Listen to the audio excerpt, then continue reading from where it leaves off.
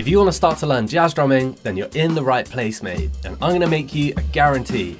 If you practice all of the concepts that we go through in this lesson, then by the end of the video, you'll have enough jazz drumming knowledge, vocabulary, and ability to be able to play your first jazz standard on the drums. In this case, that's going to be Miles Davis' Freddie Freeloader.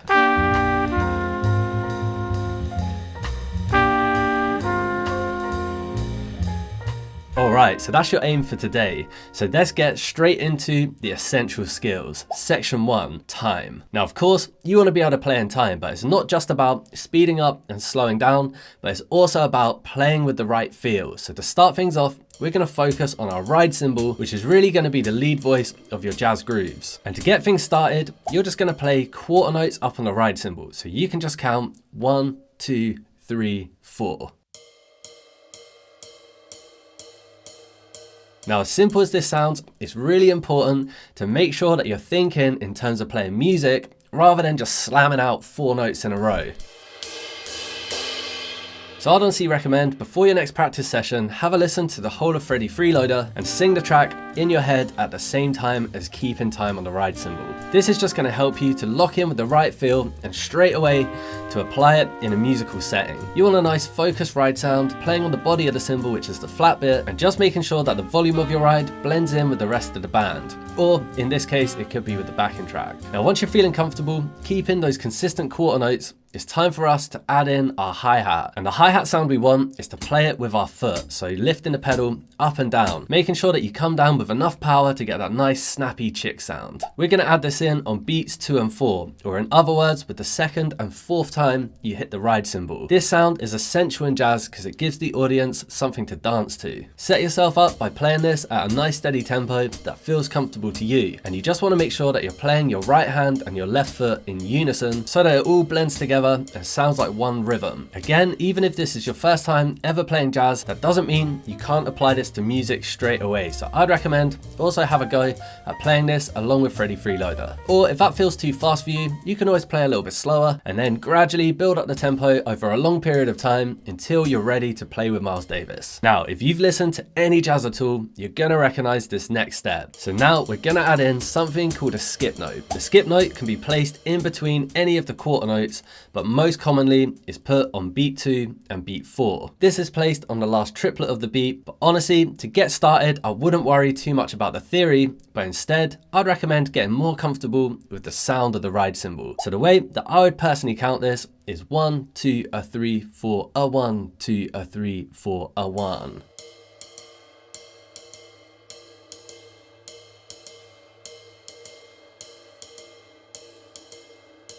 Now the important thing here is that we still keep our left foot placed on beats 2 and 4. So now we'll have a go at playing the ride cymbal at the same time as the hi-hat foot. This is going to give us our foundation to build upon.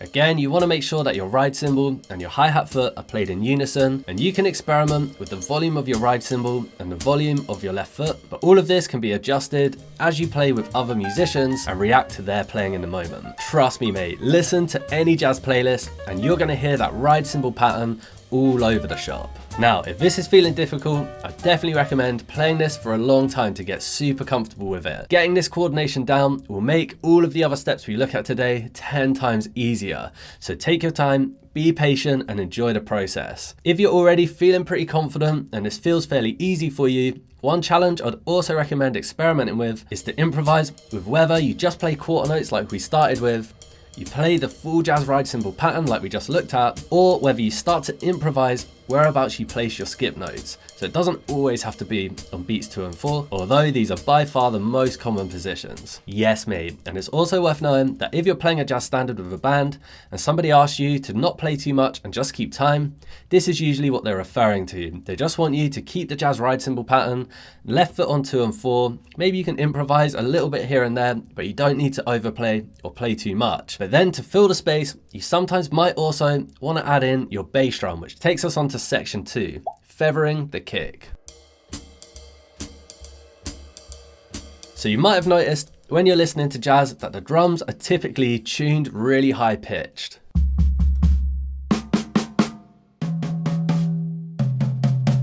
And what that means for your bass drum is that usually you can't bury the beater, which is where you leave the beater on the head, because you get this weird kind of pitch bend that doesn't sound very nice. So instead, what you'll need to do is rebound your beater off of the head so you can play your kick as normal, but just make sure the beater doesn't stay on the surface. Now you can add this sound in there in its own right, which sometimes people refer to as dropping bombs. It's basically playing an accent or a loud note on the kick. But sometimes people would prefer to add in a consistent quarter note on the bass drum, played super quietly. Now you call this feathering the bass drum because you want to play your bass drum as light as a feather.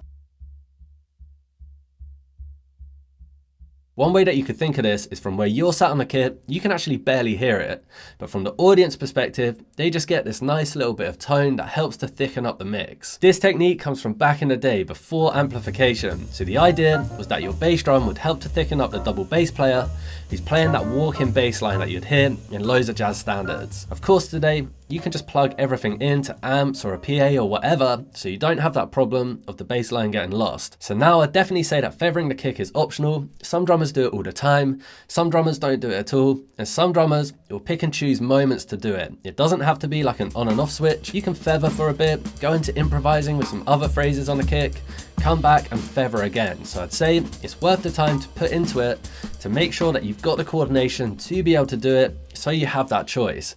Otherwise, if you decide you want to learn it later down the line, but you didn't put the work in straight away, you're going to have to come back again and start from the beginning. So why not learn it to get going? But realistically, you can pick and choose your moments to feather or not to feather. So if you think about our groove so far, you've got your ride cymbal holding down the feel. You've got your hi-hat foot on 2 and 4, giving the audience something to dance to. You've got the option of adding in your right foot on quarter notes to thicken up the double bass line. So now the only thing missing is we want to be able to add in our left hand on the snare drum, which takes us onto our third section, comping. So if you ever watched any live videos of your favorite jazz drummers and noticed that their left hand is playing loads of different stuff and improvising all the way through the tune, well, that right there, that's comping, my friend. And comping just means to accompany, or a nice way to put it is to complement the other musicians that you're playing with. So usually the comping phrases would be improvised to react to what you're hearing played by the rest of the band. So in a sense, you could play whatever you want when it comes to comping, as long as it's tasteful and it sounds musical. But that's not very helpful when you're first learning to play. So I'm going to give you a few examples to get you started with comping. The first example is we're going to play a cross stick on beats 2 and 4, which will be played at the same time as your hi-hat foot. This is a nice comping phrase to get you started. It's also one that you'll hear in the intro of Freddie Freeloader. So your challenge is to add this into the mix and play it alongside your jazz time.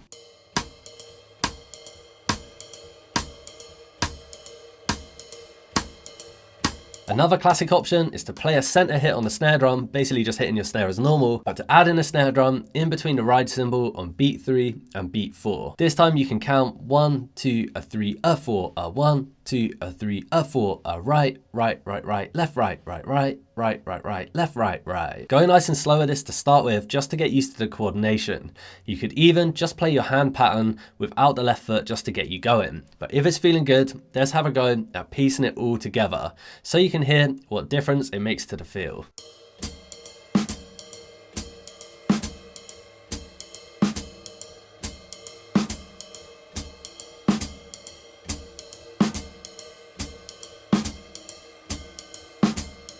Sick. Another classic is to add in your snare drum on the last note of the bar. 1, 2, 3, 4, 1, 2, 3, 4, The challenge with this phrase is that your snare drum goes at the same time as the skip note on the ride cymbal. So coordination wise, it's a little bit trickier, but it's definitely one that you'll hear played super frequently.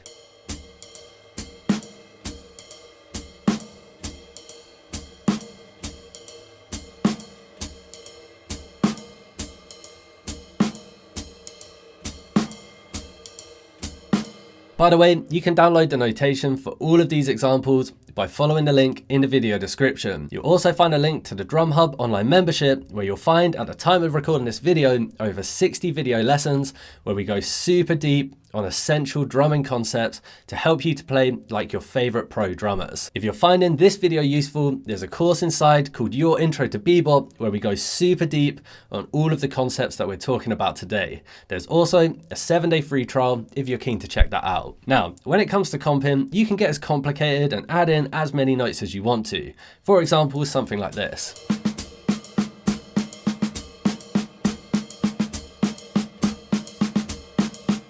And as well as playing this on the snare, you could also play it on the kick, or you could even play between the kick and the snare, or whatever you want to play in the moment. And it's all about just picking the right moment for each option. There's a great expression that I heard Nate Smith say before, which is when in doubt, lay out. So basically, if you can't hear it and you're not sure what to play, don't worry about adding in anything flash at all. Just keep the time and focus on the feel. So I'd say to nail your goal of playing your first jazz standard, just focus on the first couple of examples we've gone through, and that will be more than enough to get you going. Which takes us onto our next section, phrasing. Now this may seem like a really minor point, but honestly, this one adjustment can help you to sound 10 times more authentic, which is often when you're playing jazz, and in particular bebop, you want to finish the phrases on the last note of the bar rather than the first note of the bar like you would in rock music. So 1, 2, 3, 4, would be your accent point. Have a listen to this section of Freddie Freeloader, which is a perfect example of this.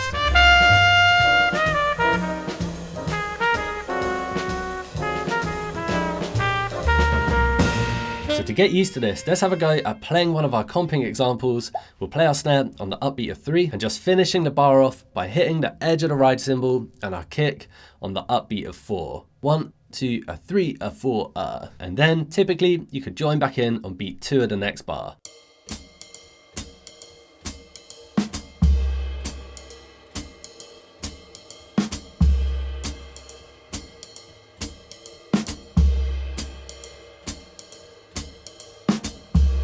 So now let's apply that same idea to a more complicated phrase. This time our comping is going to go over the space of 4 bars, and it'll finish with this little fill and a crash on the last note of the bar.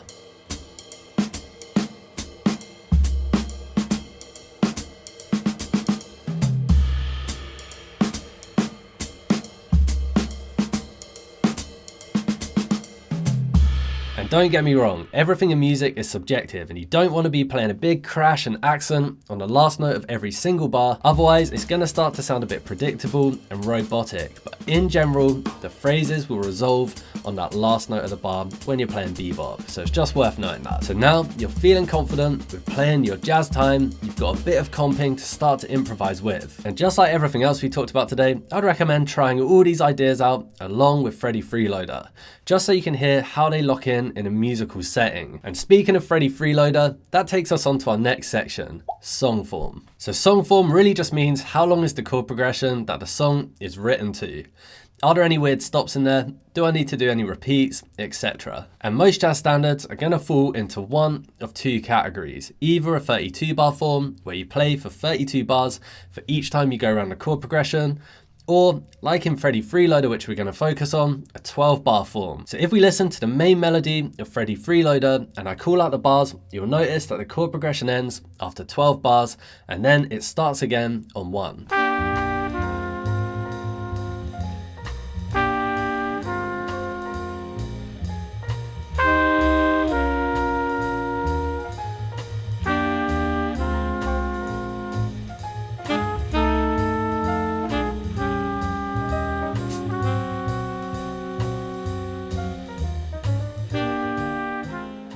So we've got a 12 bar form, and then the general structure of a jazz standard would be an intro if there is an intro. In this case, there isn't.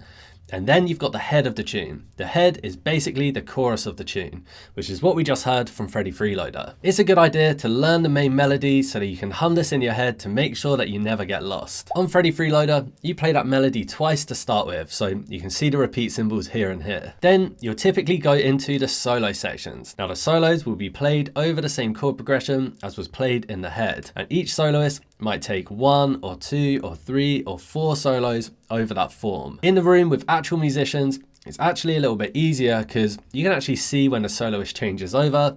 You can make a bit of eye contact, people are communicating, but you can definitely still learn all of this by playing along with backing tracks and classic tunes. Basically, you'll keep going around the solo section, playing 12 bars every time if it's a 12-bar form, until everybody who's gonna take a solo has taken a solo, and then you'll go back to the head to finish off. And of course, play an outro if there is an outro. So really quick summary, you've got intro if there is one, head, solo section, head, outro if there is one. Now some tunes might have a drum solo, which kind of tags on as an extra section after the main solo section and before the last head. But to be honest, that's a whole other video, so we're not going to get into that today. If you do want to go deeper on all of these concepts though, definitely check out the Your Intro to Bebop course on the Drum Hub membership, link in the video description. So now you know the song form for Freddie Freeloader, you've got your jazz time and some comping examples to start to experiment with. I would recommend cracking the tune straight on and having a go at playing from the beginning to the end. Start to improvise with the different phrases we've gone through, as well as having the freedom to try out different ideas and add in some of your own ideas and see how it feels to put your hard work into practice and play your first jazz standard. Come on mate, put in a bit of practice and have a go at playing that and tell me you're not absolutely stoked with your progress. It's not easy to put all of this stuff together, so you've absolutely smashed it if you've made it to this part of the video. And then when you're ready to take your feel to that next level and level up from more of a beginner level, pushing towards that intermediate, advanced, and eventually pro level, one thing you're gonna need to start to experiment with is the phrasing of your ride cymbal and getting really particular about where exactly you place the skip note. And in order to do that, I'd recommend checking out this video here where we dig into exactly that. Keep killing it, and I'll catch you in the next one.